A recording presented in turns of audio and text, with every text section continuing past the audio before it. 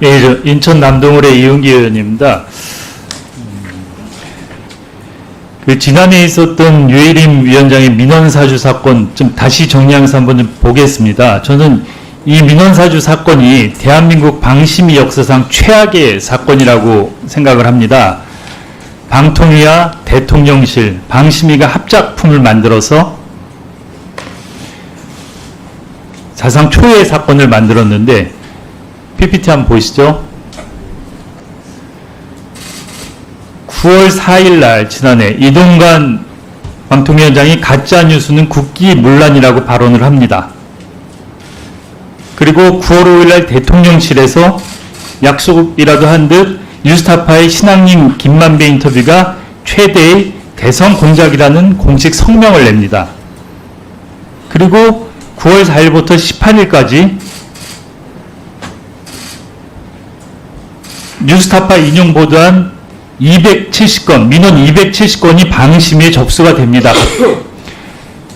그러니까 이것은 방통위와 대통령실의 조직적인 개입이나 압박에 의해서 많은 민원이 접수가, 다량의 270건이라는 민원이 접수가 됐고, 그 중에 127건이 유해림 위원장의 가족, 지인, 관련 단체의 것으로 추정되는 민원입니다.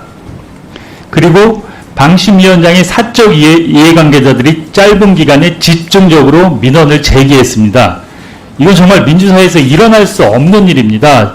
윤창현 언론노조 위원장님, 그 언론노조가 수십 년 동안 그 언론 장악에 맞서서 언론 자유를 지키기 위해서 노력해 오셨는데, 지금 벌어진 이 민원사주 사건에 대해서 언론노조 위원장으로서 어떻게 평가하고 어떻게 생각하십니까? 여러 가지 대목에서 저는 이 사건의 심각성이 있다고 생각을 합니다. 우선 말씀하신 것처럼 민간 독립기구의 형식이지만 방송의 공공성 또 방송 자유의 측면에서 방송심의라는 제도의 신뢰가 대단히 중요합니다. 근데 아시다시피 유해림 방심위원장 체제에서 이렇게 민원사주 등을 통해서 정치 표적 심의를 통해서 내려진 제재 조치 29건이 전부 집행정지가 됐습니다. 그러니까 이런 형태의 부실 정치 심의가 남발되면서 방송심의 제도 자체에 대한 신뢰를 붕괴시켜 버렸습니다. 또 한 측면은 유해림 씨를 포함해서 최근 언론 공공기관에 비슷한 이념 성향을 지닌 이 관변 언론단체 출신들이 곳곳에 진출을 하고 있습니다. 그러니까 이분들이 가서 하는 일이라는 게 이런 일들입니다. 대통령과 집권 세력의 이분들이 가서 하는 일이라는 게 이런 일들입니다. 대통령과 집권 세력의 언론 자유를 파괴하고 그 대가로 다른 형태의 공직으로 보상을 받고 억대의 국민 혈세를 통해서 자기들은 이익을 취하는 거대한 이권 카르텔로 변질돼 버렸습니다. 방송과 언론 자유를 보장하고 증진시켜야 할 행정기관의 역할들을 변질시켜 버렸다는 겁니다. 저는 그래서 이 사건이 단순한 민원사주의 차원을 넘어서서 언론 자유를 보장하는 헌법 가치를 무너뜨린 일이라고 생각하고요. 이게 지금 저희가 경찰에 이 민원사주 의혹에 대한 수사를 의뢰했습니다만 유해림 씨가 가족과 지인들에게 민원을 사주한 시점으로부터 거의 1년이 다 경과돼 가고 있습니다. 이렇게 되면 경찰이 수사를 지연시킴으로 해서 통신기록 확보 등이 불가능해지고 경찰이 스스로 이 사건을 방조하고 증거인멸에 경찰이 사실상 가담한 것으로도 저는 볼 수 있다고 생각합니다. 네. 좀 더 가면 더 놀라운 것은 유해림 방심위원장이 사적 이해관계자가 제기한 민원은 공직자 이해충돌 방지법에 따라 회피해야 되는데, PPT 보시죠. 전체회의와 소위에서 8차례에 걸쳐서 이것을 그대로 의결을 했습니다. 그리고 9월 27일 날은 내부 직원이 심의 왜 회피하지 않냐는 어떤 공식 문제 제기도 또 묵살했고, 그리고 직속 부속실장을 시켜서 게시글을 내리라고 압박을 했고, 또 10월 12일에는 김유진 방심위원이 소위석상에서 문제 제기했는데 이것도 묵살이 됐고, 그러고 나서 과태료 중징계 폭탄을 터뜨리고, 그래서 저는 이 방심위가 방통위 대통령실 등과 공무원 매우 고의적이고 조직적인 악질 범죄라고 규정을 하고요. 그리고 이 범죄에 대해서 처벌해야 할 권익위와 경찰은 범죄자를 보호하고 오히려 용기를 내 신고한 공익제보자를 색출한다며 강제 수사력을 동원했고 공익제보자를 탄압하고 있습니다. 그래서 저는 이 사태가 일제치하에서 독립운동 세력을 탄압하던 일본 헌병대와 친일 순사를 보는 것 같아서 참 참담한 심정입니다. 저는 저를 비롯해서 많은 의원분들이 대표 발의한 유힐임 방지법, 반드시 이 법을 통과시켜서 방심위원장의 이런 행태와 방심위가 제대로 자리 잡을 수 있도록 유힐임 방지법을 반드시 통과시켜야 된다고 말씀을 드리고 싶습니다. 그리고 김준희 참고인, 네.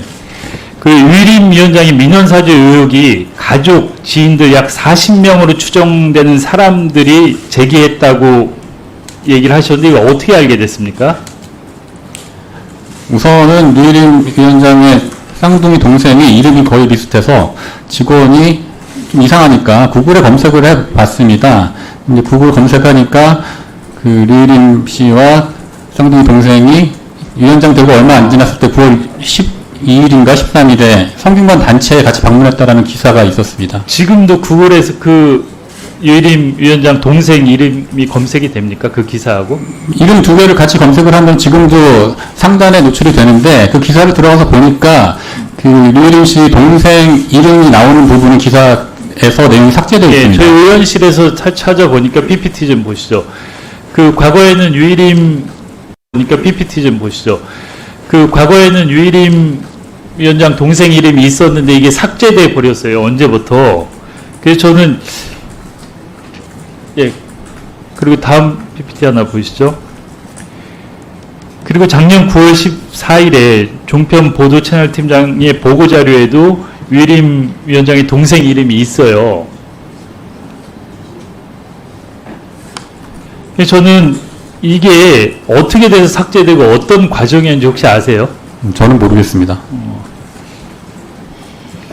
그래서 저는 이렇게 특정 내용을 삭제된 게 증거인멸 시도의 가능성도 있다고 보고 이거는 심각하게 조사를 해야 된다고 생각을 합니다. 그리고 유일임 위원장 동생 외에도 다른 지인들이 민원사주를 넣었다는 거는 어떻게 알게 되셨어요?